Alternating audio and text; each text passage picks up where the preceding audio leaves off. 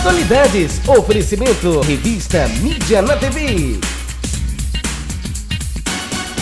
Oi gente, tudo bem? Sou Madalena Santos e hoje a nossa entrevistada é a Mônica Seixas. Mônica é mulher, negra, ativista, ambientalista e codeputada estadual do PSOL. Oi, Madá. Oi, Hortolândia. Oi, Mônica. Seja muito bem-vinda. É uma honra tê-la conosco novamente. A TV Hortolândia agradece a sua presença aqui conosco. Mais uma vez, você aqui na nossa cidade. Para quem não sabe, Mônica, quando eleita, foi a primeira deputada estadual a pisar em solo hortolandense. Então, muito obrigada e bem-vindas novamente. Mônica, para quem não te conhece, quem é a Mônica Seixas? Cá é uma menina do interior. Eu nasci em Itu, passei boa parte da minha vida lá. Mãe do Theo e sonhadora, sonhar com uma política que seja capaz de organizar o nosso cotidiano a fim de distribuir o bem-estar. Mônica, você foi eleita junto com a bancada ativista, Sim. Você mais 8 pessoas. Sim. E como que foi isso? Como que foi essa junção? Conta isso pra gente, porque é uma novidade, né? Todo mundo estranha. O meu mandato é um mandato coletivo. Nós fizemos uma campanha que a gente chamou de bancada ativista e fomos às ruas 9 pessoas em conjuntos pedir voto para um único número que estava registrado com o meu nome, o meu CPF na Justiça Eleitoral. Isso porque a Justiça Eleitoral ainda não entende os mandatos coletivos. A gente sabe que tem uma série de trabalhadores em todos os mandatos que tomam decisão, que pautam um parlamentar, porque o parlamentar passa muito tempo, que nem hoje eu estou aqui, e o gabinete está funcionando. Outras pessoas estão escrevendo projetos de leis, emendas, enfim, estão tocando atividade parlamentar e a maioria das pessoas não sabem, não participam da escolha dos componentes do gabinete. A gente juntou uma turma de ativistas de diversas pautas, tem indígenas, LGBTs, negros e negras, mães, professoras, defensores do direito dos animais, permacultores, eu que sou lutadora da água, enfim, antirracista, feminista, todos nós juntos para tocar um gabinete. Então, desde a campanha, todo mundo conhecia qual seria o mandato, quem seriam as pessoas que iam trabalhar no mandato, e a diferença é que eu não sou chefe deles. Nós temos um mandato horizontal, nós compartilhamos as decisões. Eu sou porta-voz de um coletivo formado de diversos ativistas de pautas diferentes. Ou seja, então são várias pessoas junto que entendem de vários assuntos diferentes, se unificam e fazem projetos de lei para facilitar e organizar as nossas vidas, né? Porque querendo ou não é isso, é a organização da sociedade. Mais do que isso, a gente escreve projetos de lei, mas a gente também fiscaliza o executivo. Sim. Eu acho que um dos pontos mais importantes no Poder Legislativo, sobretudo do de São Paulo, que a gente sabe que o Poder Legislativo de São Paulo é muito apagado, é muito oculto. A gente escuta falar mais da Câmara Municipal de São Paulo, ou mesmo aqui no interior, do que da Assembleia Legislativa. Isso porque não acontece muita coisa por lá. Já há muitos anos a Assembleia Legislativa opta por não fiscalizar o Poder Executivo. O governador do estado de São Paulo sempre governou sozinho. E o parlamento se trata disso, de fiscalização, de polarização, de diversidade, né? Os deputados deveriam cumprir uma tarefa de ter um olhar para a sua região, para a sua pauta, para as diferenças que habitam o estado de São Paulo e pautar o governador. Então a gente, juntos, nós 9, a gente também cumpre um papel essencial de fiscalizar o governo estadual nas nossas pautas. As mães, por exemplo, a gente quer ver como é que estão as creches, como é que está o investimento na educação básica, teve um corte brutal agora no último período. Tem a Raquel Marques, que é da área da saúde, então está muito interessada agora em toda a dificuldade do SUS e na dificuldade de distribuição de dinheiro. Então a gente produz, mas a gente também fiscaliza. Você, a última vez que esteve na cidade de Hortolândia, você conheceu o Ribeirão Jacuba e você é ativista da água. Sim. E você entende a água como um direito das pessoas. Sim. E hoje se sabe que mais de 70% dos rios e mananciais estão poluídos. Sim. E o no que estado que de São Paulo? Sim. No estado de São Paulo todo, né? Tá quase tudo poluído. O que dá para ser feito via mandato, nas lutas, enfim? Faz pouco tempo que a gente atravessou uma crise de abastecimento de água. Eu não chamo de crise de água, Madá, porque água tem. Nós somos o país com mais água doce no mundo. O estado de São Paulo não falta água. A cidade de São Paulo inteira está construída em cima de centenas de rios que foram canalizados, concretados, então não falta água. O problema do estado de São Paulo é que a gente permite que as empresas de saneamento básico e que as pessoas sistematicamente joguem sujeira na água que a gente deveria consumir. O resultado disso é esse número que você acabou de falar, 70% dos rios poluídos e uma centena de cidades. Eu sou de Itu, já falei, Itu passou por uma situação muito ruim em 2014 e 2015, a gente ficou com mais de um ano sem receber uma gota de água na torneira. A gente não está falando do Nordeste, a gente está falando do estado de São Paulo, um ano consecutivo sem receber uma gota de água na torneira. A gente só recebia água por caminhão-pipa. Essa situação se estende na região, por exemplo, de São Carlos, tem uma meia dúzia de cidades em situação precária agora. Esse ano a gente já teve cidades no estado de São Paulo decretando estado de emergência por dificuldade de abastecimento de água. Aqui a gente vê um rio logo na sua nascente, que foi o que a gente viu aqui em Hortolândia, logo perto da sua nascente já nasce morto, porque tem ali uma população com autorização do estado, com autorização do município, tem o esgoto diretamente ligado à nascente do córrego. E aí o que a gente vê? A gente vê os governos do estado de São Paulo sistematicamente, ao mesmo tempo que eles autorizam, porque a gente prega que é necessário que a gente aumente a legislação, o rigor da legislação quanto a tratamento de esgoto. As companhias, a Sabesp, as companhias municipais têm que ser obrigadas a tratar esgoto. E aí o que acontece? O governo do estado diz que a solução para a crise de abastecimento de água no estado de São Paulo, é vender a principal empresa de saneamento do estado. Eu sei que aqui não chega, mas a Sabesp, que atende muitos municípios, se ela fosse um país, ela estaria no G20. Tamanho é o faturamento da Sabesp. Ela estaria entre os 20 maiores PIBs do Brasil. E para além disso, o governo do estado diz que a solução para a falta d'água é obra. A gente pode poluir todos os rios de São Paulo e a gente constrói grandes canalizações e vai buscar rio no Paraná, vai buscar água em Minas Gerais. O que acontece no Brasil é que todos os rios estão ficando poluídos, logo a gente não vai ter mais de onde buscar água limpa e quem vai faturando nesse percurso é só a iniciativa privada, a empreiteira, a construtora e a gente vai perdendo. Só que a água é essencial, mas se faltar água, Madá, não tem hospital, não tem escola pública, não tem padaria, não tem lava-jato, não tem cabeleireiro, não tem banho em casa, não tem como você cozinhar. Então o estado de São Paulo precisa brevemente fazer uma grande revisão da sua política estadual de saneamento básico.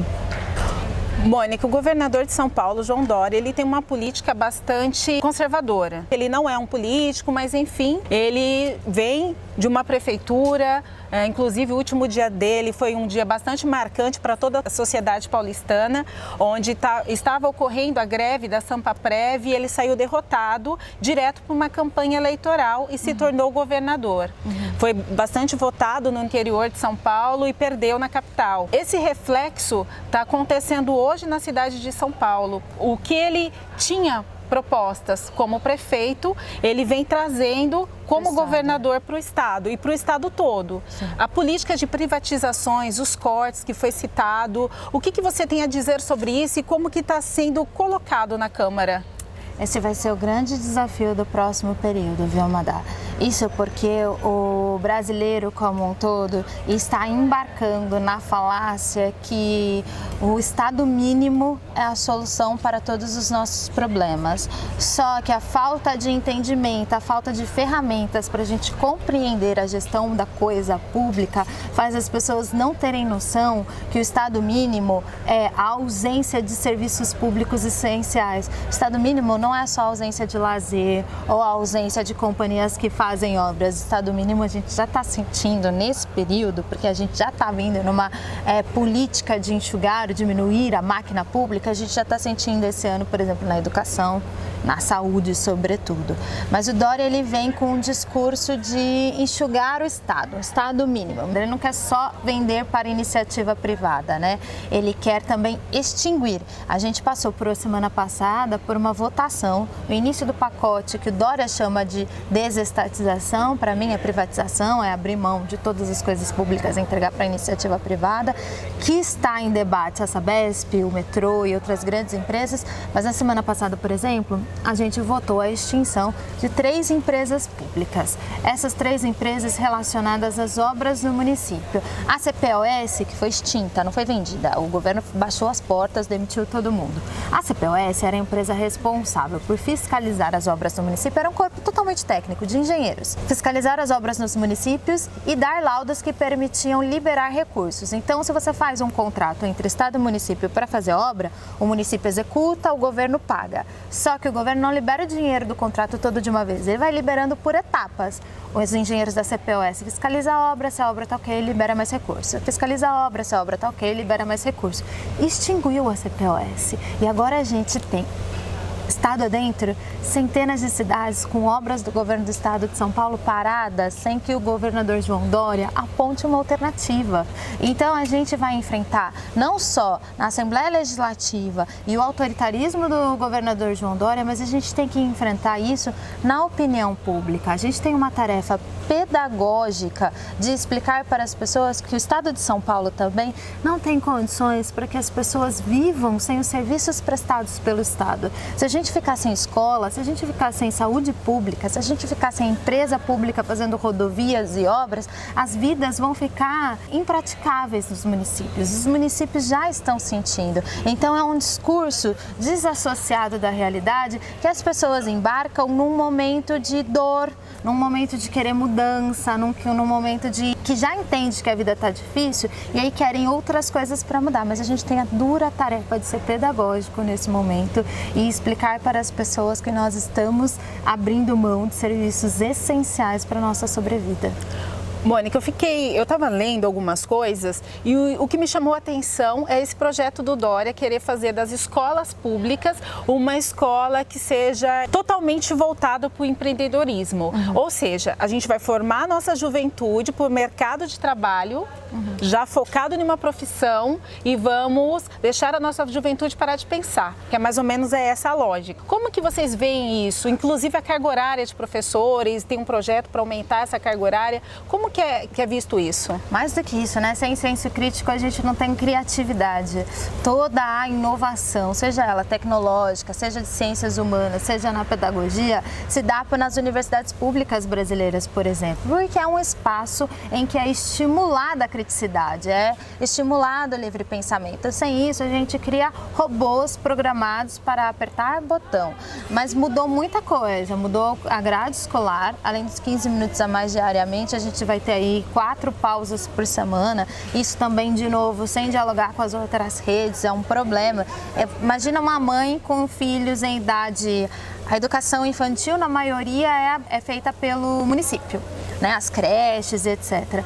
E as crianças do ensino fundamental 1, 2 e ensino médio, o Estado. Aí imagina uma mãe que tem uma criança abaixo de 5 anos e uma criança de 8. Ela tem na rede municipal e ela tem na rede estadual. Ela vai ter que organizar 5 períodos de férias por ano, porque uma das férias das crianças não vai bater. Então, além das 4 das férias da criança em rede estadual, ela tem uma a mais da criança da rede municipal que não vai bater para ela organizar. Além disso, os professores que tiram férias no meio do ano, vai ter essa férias fracionada e vai perder um período de descanso, de programação. Outra questão é o projeto mesmo de escola pública, né? É um projeto que tudo bem eu formar para a vida. Eu acho que as crianças, por exemplo, têm que aprender a cozinhar, têm que aprender a plantar, têm que aprender qual é a vida real, quais são as coisas que necessariamente a gente vai precisar para tocar uma vida. Mas reduzir o português e matemática. A gente tem crianças que saem do ensino médio no estado de São Paulo que são analfabetas funcionais, que não conseguem elaborar uma redação, um parágrafo. Então não é momento de reduzir, é o momento de reforçar. Na contramão disso, a gente vai e forma pessoas aptas para apertar botão. Em 14 de março de 2018, o PSOL perdeu Marielle Franco, ela foi executada, uma vereadora do Rio de Janeiro. E Não sei se foi devido a isso, mas houve uma resposta gigante nas urnas em outubro de 2018. Várias outras Marielles surgiram, várias outras sementes foram lançadas e plantadas. E é uma cobrança não só do pessoal, mas de toda a sociedade brasileira e internacional, saber quem foi que matou Marielle, quem mandou executar Marielle e o porquê que está demorando tanto de sair, quem foi o mandante desse brutal crime que chocou o mundo todo.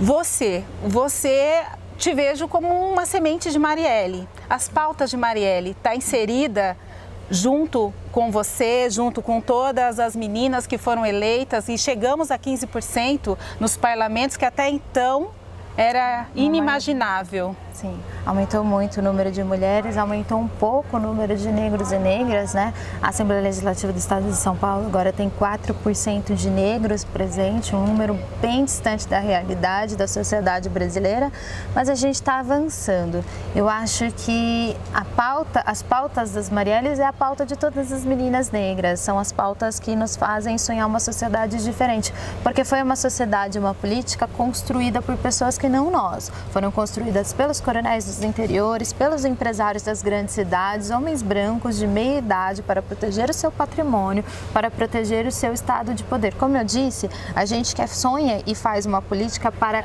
dividir um estado de bem-estar, para dividir bens, para dividir um sentimento de igualdade, de prosperidade, de solidariedade. Um estado de solidariedade é também o que nos move. Então essas eram as pautas de Marielle que a gente carrega.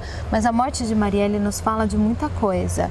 Primeiro, é importante dizer que Marielle não estava envolvida em nenhum escândalo, não tinha nenhum crime que pesasse sobre ela. A gente não pode falar que ela era aliada das milícias, que ela era aliada de bandidos, que ela tinha qualquer atitude ilícita ou que ela, por exemplo, que fosse algum grande escândalo de queima de arquivo, como a gente via outrora na política, né? Marielle, ela foi morta e deixou muitas perguntas justamente por isso, porque era uma menina recém-eleita, tinha ali 1 ano de mandato, com pautas poderosíssimas, com uma presença e uma voz muito estridente, muito forte, mas que ao mesmo tempo não pesava sobre ela nada, nenhum resquício de ilegalidade, nenhum acordão, nada, e ela morre de forma tão surpreendente. Algumas coisas na investigação do caso dela já nos falam muita coisa, e eu acho que quando a gente tiver de verdade a resposta para a morte de Marielle, a gente vai sacudir esse país, vai colocar esse país abaixo, porque a morte da Marielle, pouco das investigações que a gente já viu até agora, a morte da Marielle nos fala de milícias e do Estado miliciano do Rio de Janeiro. A morte de Marielle nos fala de tráfico de armamento. A morte de Marielle nos fala de uma falaciosa guerra contra as drogas no Estado brasileiro.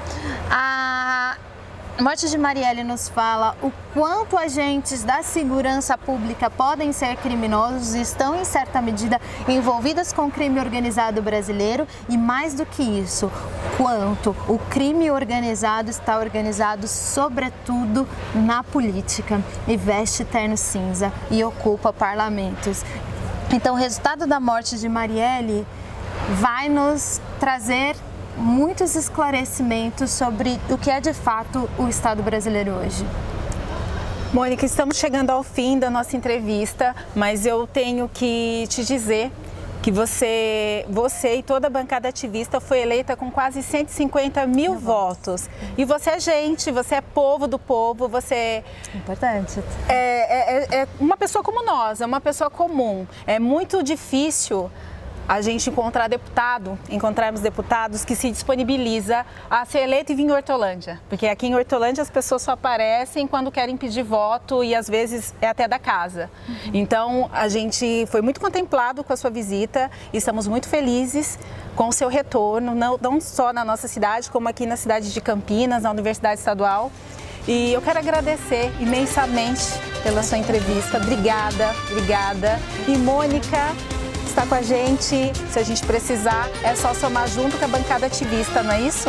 Sim, o gabinete está de portas abertas, nossas redes sociais também. A gente gosta muito de participação popular, então vamos conversar, vamos trocar ideia, porque o Estado é formado de gente, participar todas as pessoas é um objetivo. Obrigada, Mônica. Tchau, gente. Nos vemos nas ruas, nos vemos nas praças, nos encontramos por aí. Um beijo. Tchau.